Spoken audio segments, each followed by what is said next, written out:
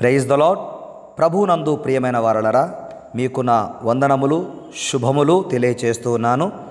దేవుడు మనకు మరి ఒక దినము అనుగ్రహించాడు. అందును బట్టి దేవునికి వందనాలు. దేవుడు అనుగ్రహించిన ఈ దినమున ఆ దేవాది దేవుని కృపను బట్టి బయలుపరచబడిన వాగ్దానం, బాధలలో నుండి ఆయన నిన్ను విడిపించును, నీకు ఏ కీడును తగులదు. ఆమేన్. దేవుడు తన పరిశుద్ధాత్మ ద్వారా యోబు గ్రంథము 5వ అధ్యాయము 19వ వచనములో నుండి ఈ వాగ్దానము బయలుపరిచాడు. ఈ వాగ్దానము విడుదల వాగ్దానము.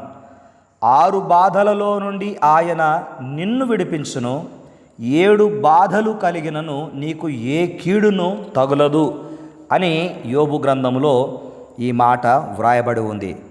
ప్రభునందు ప్రియమైనటువంటి వారలరా, యోబు స్నేహితులలో ఒకరైన ఎలీఫజు ఒక సత్యాన్ని గ్రహించాడు. ఏంటంటే, దేవుడు తన భక్తులను కాపాడతాడని గ్రహించి యోబుకు ఈ సత్యాన్ని తెలియచేస్తున్నాడు. 6 బాధలలో నుండి ఆయన నిన్ను విడిపిస్తాడు, 7 బాధలు కలిగినను నీకు ఏ కీడు తగలదు అని జ్ఞాపకం చేస్తూ ఉన్నాడు. మన జీవితంలో మనకు ఎన్నో బాధలు, ఎన్నో సందర్భాలలో కీడు మనకు సంభవిస్తూ ఉంటుంది. కానీ దేవుని బిడ్డవైన నిన్ను ఆయన, నీవు బాధపడుతూ ఉంటే, నీకు ఏదైనా కీడు తగులుతూ ఉంటే ఆయన చూస్తూ ఉండే దేవుడు కాదు అన్న విషయాన్ని ఇక్కడ మనము గమనించాలి. గనుక ప్రభువునందు ప్రియమైనటువంటి వారలారా, ఈ వచనములోని మాటను బట్టి యోబుకు దేవుడు శిక్షను ఇస్తున్నట్లుగా మనం గ్రహించాలి. దేవుడు గాయము చేసి దాన్ని మాన్పగలడు. 6 బాధలు కలిగినను 7 బాధలు కలిగినను ఆయన తన భక్తులను కాపాడగలడని, బాధలలో, శ్రమలలో, వ్యాధిలో ఉన్నవారికి ఈ మాట ఎంతో ఆదరణకరమని నేను గ్రహించి దేవునికి కృతజ్ఞతలు చెల్లిస్తూ ఉన్నాను. విశ్వాసపు పునరుద్ధరణకు ఈ వాగ్దానము ఎంతో సహాయకరము. క్షామము, మరణము, యుద్ధము లాంటి సంఘటనలు మన జీవితంలో జరుగుతూ ఉన్నప్పుడు వాటి నుండి కలిగే భయము నుండి దేవుడు సంరక్షించగలడు అని మనము విశ్వసిస్తూ ఉన్నాం. దేవుని యందు విశ్వాసం ఉంచుట వలన కష్టములు, శ్రమలు అన్నీ తొలగిపోయి వ్యాధులు రావు అన్నది కాదు ఈ మాటకు భావము.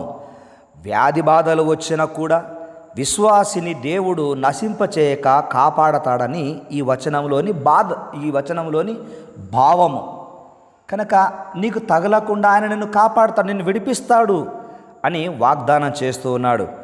క్రీస్తునందు ప్రియమైనటువంటి వారలారా, కొన్ని సమయాల్లో, కొన్ని సందర్భాల్లో మనకు ఏ బాధ అయినా కలిగినప్పుడు, బాధపడుతున్నటువంటి సందర్భంలో దేవుడు మనలను ఆయన మర్చిపోయే దేవుడు కాదు, మనకు విజయమును కలగజేస్తాడు అన్నది మనం గ్రహించాలి. అయితే దేవుడు ఎటువంటి బాధల నుండి నిన్ను విడిపిస్తాడు, నన్ను విడిపిస్తాడు, మనల్ని విడిపిస్తాడు అన్నది జ్ఞాపకం చేసుకోవాలి. ఒక 3 విషయాలు మనము నేటి వాగ్దానములో జ్ఞాపకం చేసుకుందాం. దేవుడు ఎటువంటి బాధల నుండి మనలను విడిపిస్తాడు. 1, ఆరోగ్యపరమైన, ఆర్థికపరమైన బాధల నుండి విడిపిస్తాడు. చాలామందికి అనారోగ్య స్థితిలో ఉండి బాధపడుతూ ఉంటారు, కొంతమంది ఆర్థికంగా ఇబ్బంది పడుతూ ఉంటారు. అలాంటి బాధల నుండి ఆయన విడిపిస్తాడు. 2వదిగా అపరాధపరమైన, అపవాదిపరమైన బాధల నుండి విడిపిస్తాడు. ఆమెన్. 2వది అపరాధపరమైన, 2వది అపవాదిపరమైన బాధల నుండి విడిపిస్తాడు దేవుడు. మన పాపముల నుంచి విడిపించడానికి యేసు ప్రభు ఈ లోకానికి వచ్చాడు. నీ కొరకు, నా కొరకు ఆయన సిలువలో తన ప్రాణమును త్యాగం చేసి మన అపరాధముల నుంచి మనకు విడుదల కలగజేశాడు. అపవాది యొక్క తలంపులలో నుండి దేవుడు మనల్ని కాపాడుతూ ఉన్నాడు. కనుక అపవాదిపరమైన, అపరాధపరమైన బాధల నుండి ఆయన విడిపిస్తాడు. 3వదిగా అధికమైన, అనంతమైన బాధల నుండి విడిపిస్తాడు. ఆమెన్. అధికమైన, అనంతమైన బాధలు, ఎన్నో బాధలు. చాలామంది బాధలు తట్టుకోలేక ఉరేసుకొని చనిపోతూ ఉన్నారు. ఉరేసుకొని. కానీ యేసు ప్రభువును నమ్మిన బిడ్డలు ఇలాంటి పనులు చేయరు.